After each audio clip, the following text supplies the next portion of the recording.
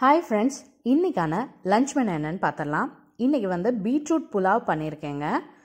அதுவும் பட்டாணி, meal maker, பீட்ரூட்லாம் போட்டு இந்த புலாவ் பண்ணியிருக்கேன்.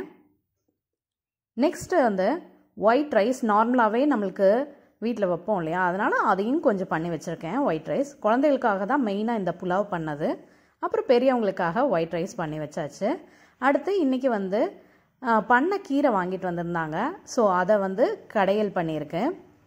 அப்புறம் ரசம் இருந்தால் தான் இந்த மீல்ஸ் வந்து கம்ப்ளீட் ஆகும். ஏன்னா புலாவ் இருக்குங்கிறதுனால, அதனால் நார்மல் ரசம்.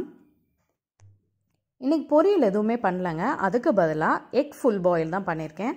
கொஞ்சம் பெப்பர் தூக்கலாகவே போட்டு பண்ணியிருக்கேன். வீட்டில் எல்லாருக்குமே இந்த மாதிரி பெப்பர் தூக்கலாக போட்டு சாப்பிட்றது பிடிக்கும். ஸோ அதனால் அதுதான் இன்றைக்கி வந்து சைடிஷ்.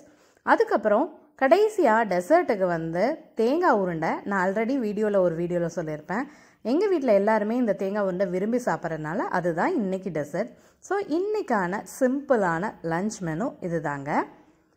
இந்த பீட்ரூட் புலாவை எப்படி பண்ணுறதுன்னு நான் என் கார்டில் அட்டாச் பண்ணுறேன். அதையும் பார்த்துக்கோங்க.